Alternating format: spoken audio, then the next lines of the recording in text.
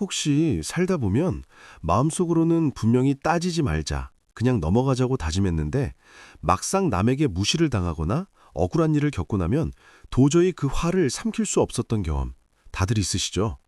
억지로 참으려고 하면 할수록 가슴에 큰 바위덩어리가 눌러앉은 것처럼 답답해지고 머릿속에서는 나에게 상처를 준 사람의 말이 마치 녹음기처럼 끊임없이 반복해서 재생됩니다.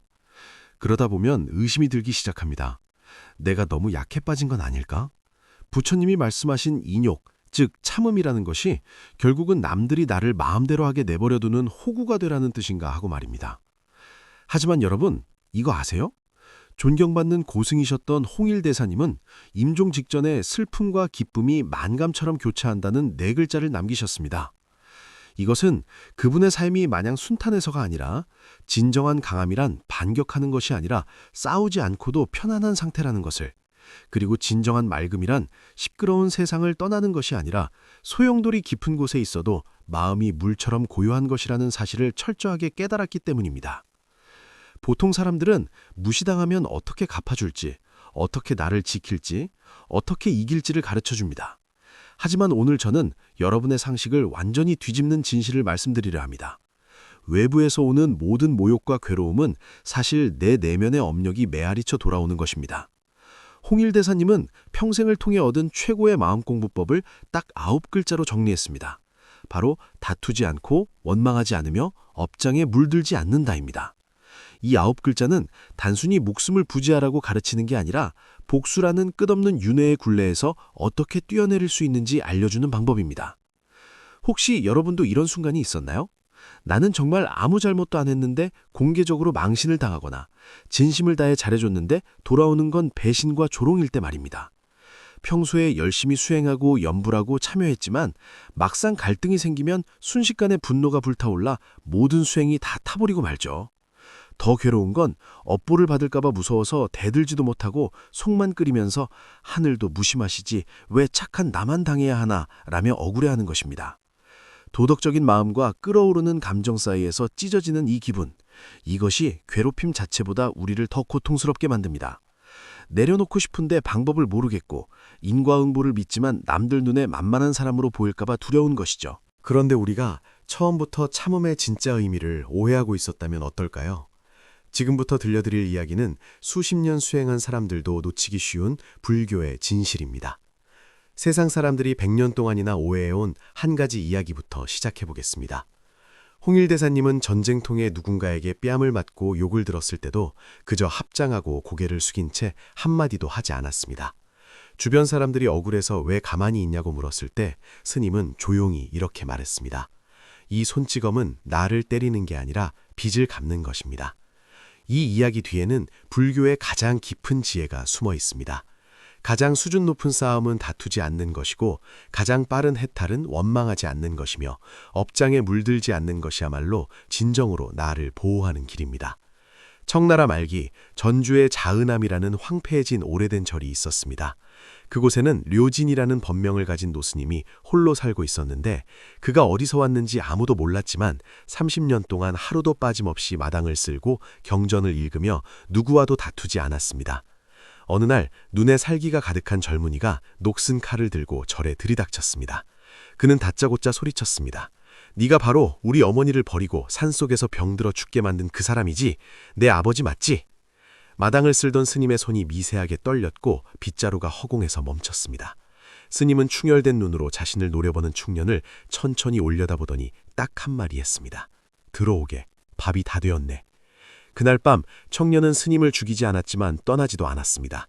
절에 눌러앉아 낮에는 장작을 패고 물을 깃고 밤이면 원수를 보듯 스님을 노려봤습니다. 마을 사람들은 수군거렸습니다. 저 늙은 스님이 뭔가 찔리는 게 있으니 자식 죽인 원수 같은 놈을 저렇게 받아주지.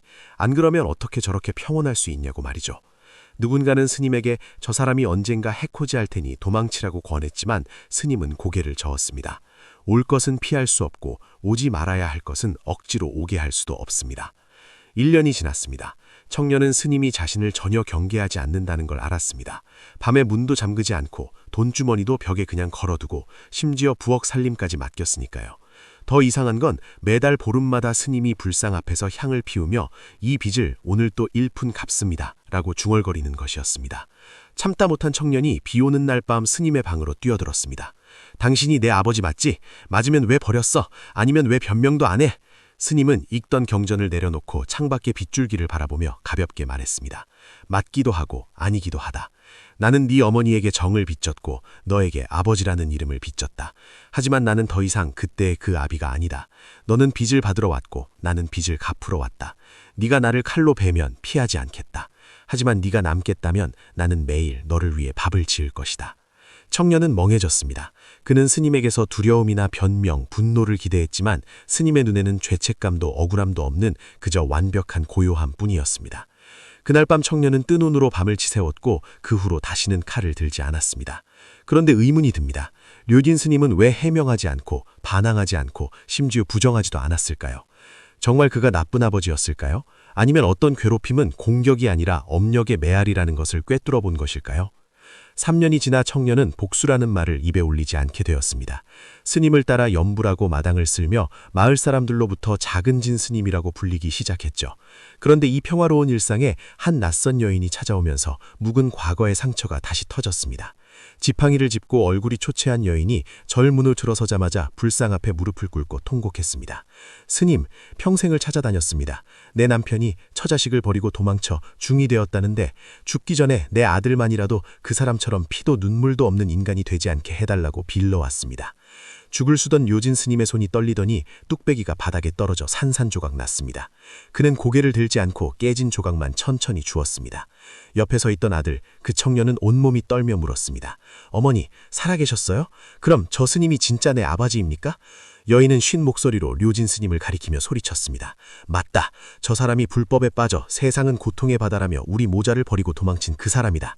나는 그가 단 하룻밤이라도 우리 꿈을 한 번이라도 꾼 적이 있는지 묻고 싶다. 절간은 죽은 듯이 고요했고 호롱불만이 주름진 스님의 얼굴을 비추었습니다. 스님이 마침내 고개를 들자 눈빛은 물처럼 맑았습니다. 꿈을 꾸었지. 30년 동안 매일 밤 당신이 아이를 안고 빗속에서 우는 꿈을 꾸었소. 나는 집에 가고 싶었지만 갈 수 없었고 깨고 싶었지만 될 수도 없었소. 그 한 번의 귀가는 부름이 아니라 업력의 갈고리임을 알았기 때문이요. 모두가 충격을 받았습니다. 청년이 분노하며 소리쳤습니다. 그래서 수행을 핑계로 여기에 숨어서 책임을 회피한 겁니까? 료진 스님은 눈을 감고 말했습니다. 토피가 아니라 빚을 갚으러 온 것이다. 그 시절 나는 불법의 청정함만 탐내다가 인간의 정을 잊었다. 해탈을 추구한다면서 너희를 고통의 구렁텅이로 밀어넣었다. 그래서 나는 맹세했다. 이번 생에는 승려의 직위도 받지 않고 제자도 두지 않고 도량도 세우지 않으며 오직 이 무너져가는 저를 지키며 너희가 빚을 받으러 오기를 기다리기로. 네가 밥을 먹을 때 나는 참여했고 네가 나를 노려볼 때 나는 원망하지 않았다. 너희의 미움은 모두 내가 심은 씨앗이기 때문이다. 내가 변명하지 않은 건 변명이 곧 집착이기 때문이고 내가 반격하지 않은 건 반격이 새로운 원한을 낳기 때문이다. 내가 살아있는 이유는 오직 밥 한 끼, 물 한 모금으로 이 빚을 갚아 시간의 빚을 씻어내기 위함이었다. 여인이 울부짖었습니다. 나는 당신이 갚길 원한 게 아니야. 후회하고 고통스러워하길 바랐다고. 료진 스님은 합장하며 눈물을 흘렸습니다. 나는 매일 고통스러웠소. 하지만 나는 당신을 원망하지도 나 자신을 원망하지도 않소. 진정한 참회는 우는 것도 무릎 꿇는 것도 아니오. 당신들이 빚을 받으러 왔을 때 내가 평온하게 이제 갚을 준비가 되었습니다 라고 말할 수 있는 것 그것뿐이요. 그날 밤 밖에는 천둥이 치고 폭우가 쏟아졌지만 법당 안에 세 사람은 처음으로 함께 아미타불을 불렀습니다. 여기서 질문이 더 깊어집니다. 왜 스님은 옳고 그름을 따지지 않고 결백을 주장하지도 않고 용서조차 구하지 않았을까요? 그저 운명에 준응한 걸까요? 아닙니다. 그는 이미 깨달았던 겁니다. 네가 다투기 시작하는 순간 너는 이미 진 것이다. 10년 후 자르남은 더 이상 폐허가 아니라 훌륭한 수행처가 되었습니다. 료진 스님은 늙고 병들어 임종을 앞두게 되었죠. 칼을 들고 찾아왔던 아들은 이제 명결이라는 법명을 받고 출가하여 스님의 곁을 지키고 있었습니다. 어느 날 밤 스님이 눈을 뜨고 말했습니다. 명결아, 내가 죽은 뒤에 비석도 세우지 말고 내가 네 아버지였다는 말도 하지 마라. 명결 스님은 울면서 물었습니다. 왜요? 이렇게 고생하셨는데 세상의 진실을 알려야 하지 않습니까? 료진 스님 고개를 저었습니다. 내가 네 아버지라고 말하면 나라는 상에 떨어지는 것이고, 빚을 갚았다고 말하면 공덕을 내세우는 것이며, 오래 참았다고 말하면 교만한 마음을 일으키는 것이다. 내가 좋은 스님이라는 이름 하나라도 탐내면 다음 생에 빚 갚으러 또 와야 한다. 스님은 창밖의 달을 보며 마지막 가르침을 주었습니다. 기억해라. 남에게 괴롭힘을 당할 때 첫 번째 생각으로 내가 상처받았다고 느끼면 범부다. 두 번째 생각으로 반격해야지 하면 중생이다. 세 번째 생각으로 참아야지 하면 수행자다. 하지만 가장 높은 생각은 누가 괴롭힘을 당하고 있는가? 누가 빚을 갚고 있는가? 누가 고통스러운가? 라고 묻는 것이다. 찾아보아라, 명결아. 도대체 그 누구가 어디에 있느냐? 명결 스님이 중얼거렸습니다. 도대체 누구입니까? 스님은 미소를 지으며 눈을 감았습니다. 누가 고통받는지 묻지 않게 될 때 고통은 사라진다. 3일 뒤 료진 스님은 입적했습니다. 장례식도 추도사도 없었습니다. 명결 스님은 유언대로 시신을 화장해 산에 뿌렸습니다. 남은 건 낡은 금강경 한 권과 그 사이에 끼어있는 쪽지뿐이었습니다. 다투지 않으니 천하가 그와 더불어 다툴 수 없고, 원망하지 않으니 마음밭이 늘 봄과 같으며, 업장에 물들지 않으니 비로소 자유롭다. 훗날 지나가던 스님이 이 이야기를 듣고 벽에 이런 글귀를 남겼습니다. 원인은 갚았으되 받은 자가 없고, 밝은 달은 비추되 본래 원망하는 사람이 없구나. 자, 이야기는 끝난 것 같지만 여러분은 발견하셨나요? 료진 스님은 자신의 결백을 증명하지도 용서를 구걸하지도 않았습니다. 자신을 피해자라는 감옥에 가두지 않았죠. 그는 마치 바다에 떨어지는 빗방울처럼 흔적 없이 사라졌습니다. 바로 이 다투지 않고 원망하지 않고 물들지 않는 태도 덕분에 증오가 뿌리내릴 곳이 없었고, 업력은 자연히 흩어졌으며 고통은 주인을 잃었습니다. 이것이 홍일 대사님이 평생 지킨 비결입니다. 도대체 이 뒤에는 어떤 불교적 원리가 숨어 있을까요? 왜 싸우지 않는 것이 가장 강력한 방어일까요? 많은 분이 인욕을 억지로 화를 꼭 참는 것이라고 생각합니다. 하지만 불경에서 말하는 진짜 인욕은 참는 게 아니라 비추어 보는 것입니다. 금강경에 보면 나라는 생각, 남이라는 생각, 중생이라는 생각, 목숨이라는 생각이 있으면 보살이 아니다 라는 말이 있죠. 이 말은 내 마음속에 내가 괴롭힘을 당하고 있다는 생각이 있는 한 이미 고통의 함정에 빠진 거라는 뜻입니다. 료진 스님이 왜 변명하지 않았을까요? 나는 네 아버지가 아니다 라고 하면 나라는 존재를 인정하는 꼴이 되고, 그땐 어쩔 수 없었다 라고 하면 나를 변호하는 게 됩니다. 나라는 표적이 있는 한 상대방의 화살은 계속 날아오고 업의 사슬은 끊어지지 않습니다. 부처님 말씀 중에 이런 비유가 있습니다. 누군가 수행자에게 더러운 물을 뿌리며 욕을 했습니다. 수행자는 피하지도 화내지도 않았죠. 화 안 나요? 라고 묻자 수행자가 답했습니다. 누가 선물을 줬는데 안 받으면 그 선물은 누구 것입니까? 준 사람 것이죠. 마찬가지로 욕설과 악의를 내가 받지 않으면 그건 그 사람에게 돌아갑니다. 이것이 업장에 물들지 않음의 핵심입니다. 받아들이지 않고 동의하지 않고 반응하지 않는 것. 이것은 도망치는 게 아니라 이 역할극 나는 안 할래 라고 선언하는 것입니다. 반야심경에 마음에 걸림이 없으니 두려움이 없다는 말은 감각 없는 돌덩이가 되라는 게 아닙니다. 진정한 안전은 밖에서 누가 나를 공격하지 않는 게 아니라 내 내면에 피해자라는 신분이 없을 때 찾아옵니다. 홍일대사님은 누가 욕을 해도 부처님 당신 말이 맞습니다 하고 합장했습니다. 비겁해서가 아니라 반박하는 한마디 한마디가 나라는 성벽을 더 높이 쌓고 윤회를 길어지게 한다는 걸 알았기 때문입니다. 더 깊은 이치는 유마경의 모든 현상은 머무름이 없다는 가르침에 있습니다. 괴롭힘을 당한 건 이미 지나간 일입니다. 그런데 여러분이 집에 와서 계속 분노하고 복수를 꿈꾼다면 여러분은 현재의 생각으로 과거의 고통을 계속 재생하고 있는 겁니다. 칼에 찔렸는데 칼을 뽑고 나서도 피 묻은 옷을 붙들고 매일 상처를 들여다보는 것과 같죠. 부처님이 말씀하신 내려놓음은 기억을 지우라는 게 아니라 상처로 나 자신을 정의하지 말라는 뜻입니다. 그래서 료진 스님이 오늘 빚을 또 갚았다고 한 건 체념이 아니라 인과를 주동적으로 받아들이되 얽매이지 않겠다는 선언이었습니다. 뺨을 맞고 욕을 먹는 건 과거 업의 나타남이지만 도망치지도 맞서지도 않고 그저 조용히 갚아버린 겁니다. 이것이 진짜 지혜입니다. 인과를 부정하지 않되 갇히지 않고 책임을 피하지 않되 후회 속에 살지 않는 것, 그리고 옳고 그름을 따지지 않는 것. 따지는 순간 마음은 어지러워지니까요. 이제 조금 이해가 되시나요? 홍일대사님의 가르침은 우리더러 무기력한 희생양이 되라는 게 아닙니다. 가장 부드러운 자세로 가장 철저하게 해탈하라는 가르침입니다. 우리가 괴롭힘 당할 때 왜 참지 못하고 반격하고 싶을까요? 약해서가 아니라 우리의 마음이 자아, 즉 에고에게 인질로 잡혀있기 때문입니다. 우리는 평생 내 자존심, 내 체면, 내 감정을 지키라고 배웠습니다. 그래서 누가 한마디만 해도 내가 깎아내려진 것 같아 사이렌이 울리고 화가 폭발합니다. 그런데 괴롭힘 당하는 나가 진짜 나일까요? 불교에서 나 없음을 말하는 건 내 존재를 부정하라는 게 아니라 우리가 나라고 믿는 것이 사실은 생각과 기억, 감정의 뭉칠꾼이라는 걸 알려주는 겁니다. 파도가 바다의 일시적인 움직임처럼요. 욕을 먹을 때 진짜 상처받는 건 여러분이 아니라 여러분이 붙들고 있는 자존심이라는 가면입니다. 나는 착한 사람인데 억울해. 나는 존중받아야 해. 라는 집착이 상처받는 거죠. 가면을 쓰고 가다가 누가 가면을 쳤는데 내 얼굴이 아프다고 착각해서 같이 주먹을 휘두르는 꼴입니다. 거기서부터 원한의 악순환이 시작됩니다. 홍일대사님이 싸우지 않은 건 졌기 때문이 아니라 싸우는 순간 나와 너라는 대립의 환상에 빠진다는 걸 알았기 때문입니다. 내가 이길 거야 라고 하는 순간 이미 진 겁니다.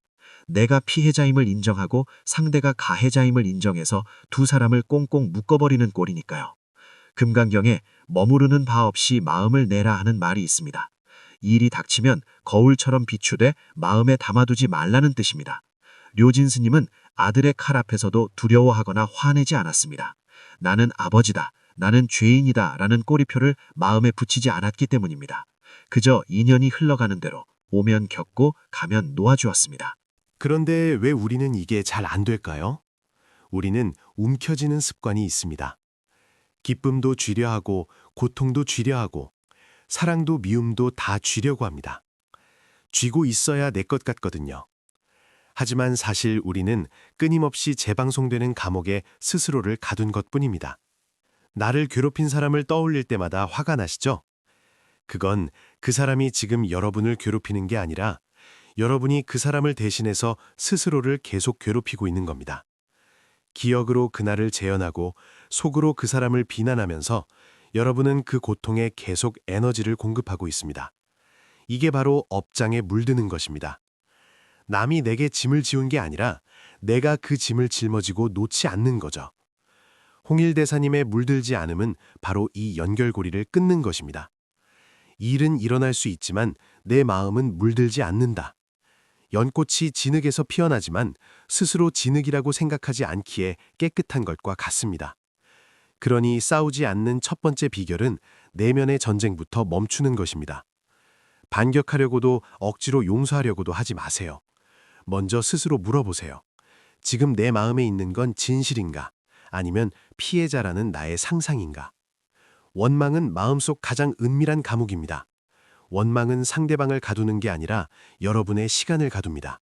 과거의 한마디, 한 번의 배신 때문에 현재의 나를 갉아먹죠. 여러분은 상대를 벌주고 있다고 생각하지만 정작 그 사람은 그 일을 까맣게 잊고 잘 살고 있을지도 모릅니다. 여러분만 마음속에 그를 위한 감옥을 짓고 밤낮으로 지키고 있는 꼴입니다. 불교에서 원망하지 말라는 건 도덕적인 훈계가 아닙니다. 생존의 지혜입니다. 대지도론의 비유가 있듯이 독화살을 맞은 사람이 화살을 뽑을 생각은 안 하고 누가 쐈지? 왜 쐈지? 저놈은 벌 받을까? 라고 따지기만 한다면 어떻게 될까요?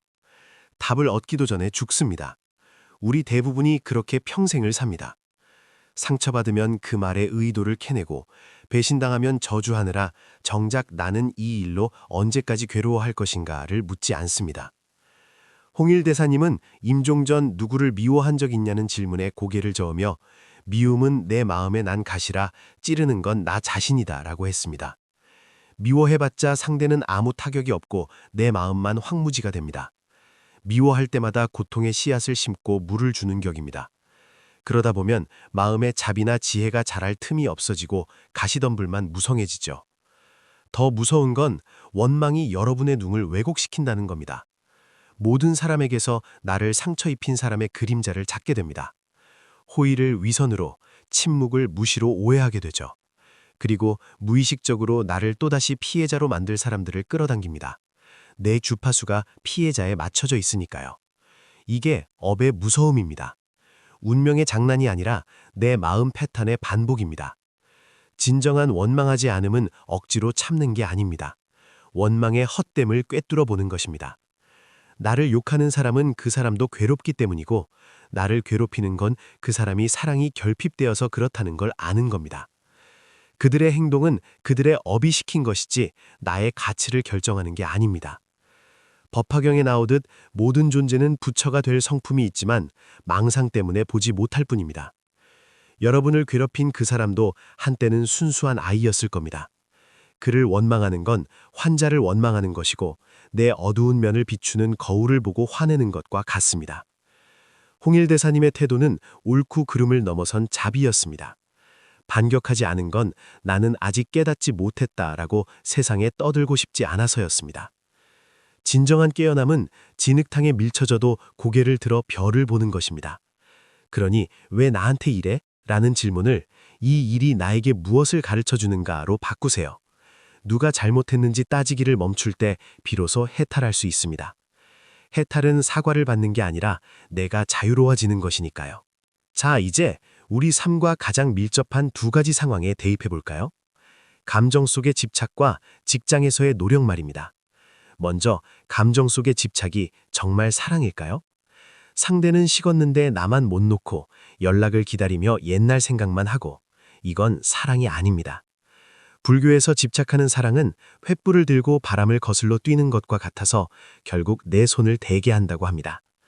진정한 자비는 상대가 내 곁에 없더라도 잘 되길 바라는 것이지만, 집착은 내 것이 아니면 안 돼라는 소유욕입니다.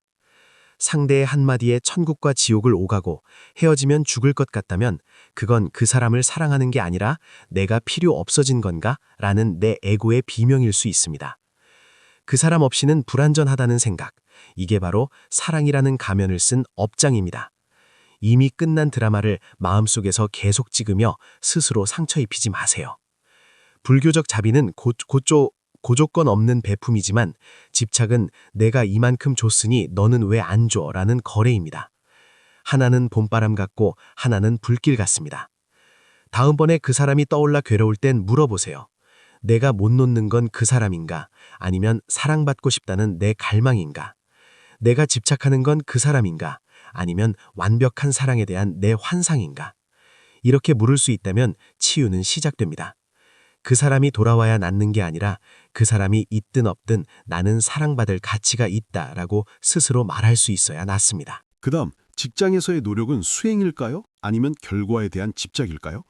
야근까지 하며 죽도록 일했는데 상사 말 한마디에 무시당하고, 죽어라 노력했는데 남이 공을 가로채가면 분노가 치밀죠.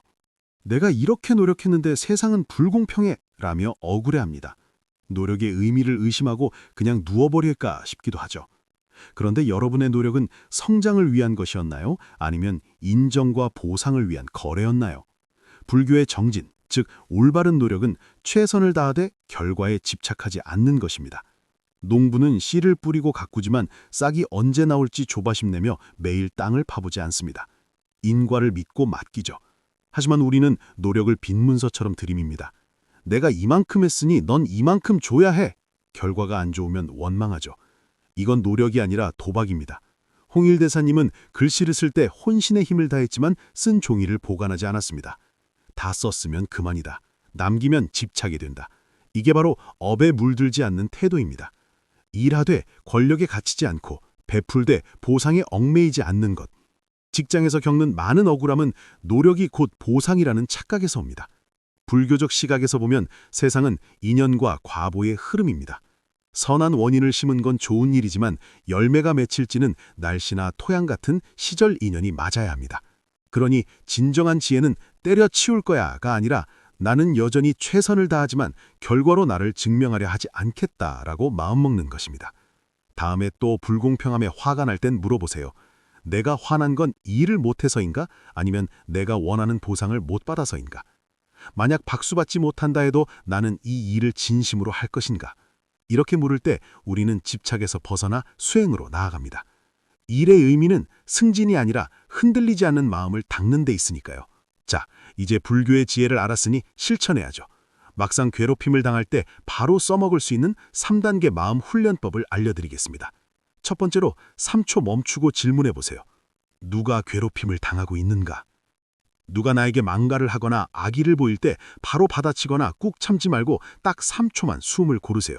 그리고 속으로 물으세요. 지금 상처받은 나는 진짜 나인가 아니면 내 자존심인가? 이 3초가 여러분을 감정의 노예에서 주인으로 바꿔줍니다. 마치 컴퓨터가 멈췄을 때 재부팅하는 것과 같습니다. 이 3초가 자극과 반응 사이의 고리를 끊어줍니다. 매일 명상하며 억울한 상황을 떠올리고 이 질문을 연습해 보세요. 나중에는 마음의 본능이 될 겁니다.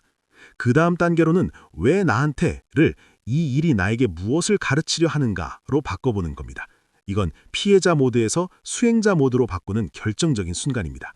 종이에 써보세요. 이 사건이 내 안에 어떤 두려움을 건드렸는지, 내가 반격하지 않는다면 여기서 배울 수 있는 건 무엇인지. 이것은 정신승리가 아니라 업의 신호를 해석하는 주체적인 태도입니다. 고통이 벌이 아니라 깨달음의 교제가 되는 순간이죠. 마지막으로 업장 청소 의식을 해보세요. 조용한 밤에 촛불 하나 켜고 나를 힘들게 하는 사람의 이름을 종이에 적으세요. 그리고 3번 말하세요. 나는 당신의 고통을 보았고 나의 원망을 내려놓습니다. 이 인연은 여기서 끝났습니다. 더 이상 빚지지 않고 더 이상 얽히지 않습니다. 당신도 편안하고 나도 자유롭기를. 그러고 나서 종이를 태우거나 찢어버리세요. 이것은 미신이 아니라 내 무의식에게 이제 과거 때문에 아파하지 않겠다고 행동으로 선언하는 강력한 의식입니다. 기억하세요. 진정한 업장에 물들지 않음은 도망가는 게 아닙니다. 상황에 대처는 하되 감정에 납치되지 않는 것입니다. 나를 보호하되 새로운 원한을 심지 않는 것입니다. 단번에 되지 않습니다. 어제보다 1초만 덜 미워해도 성공입니다. 그 1초의 맑음이 해탈의 시작입니다. 진짜 수행은 깊은 산속이 아니라 오해받았을 때의 침묵 속에, 억울할 때의 평온 속에, 상처받았지만 미워하지 않기로 선택하는 그 순간에 있습니다. 홍일대사님의 다투지 않고 원망하지 않고 물들지 않는 가르침은 우리에게 무조건 참는 약자가 되라는 게 아닙니다. 마음이 어떤 것에도 찔리지 않는 강한 사람이 되라는 것입니다. 다투지 않는 건 승패를 넘어섰기 때문에, 원망하지 않는 건 인과를 꿰뚫어봤기 때문에, 물들지 않는 건 고통으로 내 존재를 증명할 필요가 없다는 것을 알았기 때문입니다. 여러분, 지금 놓지 못하고 있는 딱 한 가지가 무엇인가요? 누군가의 말 한마디? 끝난 연인? 아니면 직장의 불공평함? 지금 솔직하게 자신에게 물어보세요. 그것이 나의 오늘 평온과 바꿀 만큼 가치 있는가?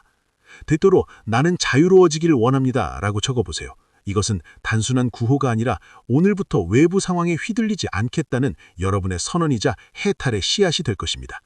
오늘 내용이 마음 한구석을 환하게 비쳤다면 억울함과 상처 속에 갇혀있는 누군가에게 공유해 주세요. 여러분이 전한 이 말이 그 사람을 어둠 속에서 구해줄 빛이 될지도 모릅니다. 저는 여러분의 불교 공부 도반이었습니다. 매일 지혜로 사물을 보고 감정을 넘어 흔들리지 않는 마음을 함께 닦아나갑시다. 구독하시고 진정한 자유를 향해 함께 걸어가시죠.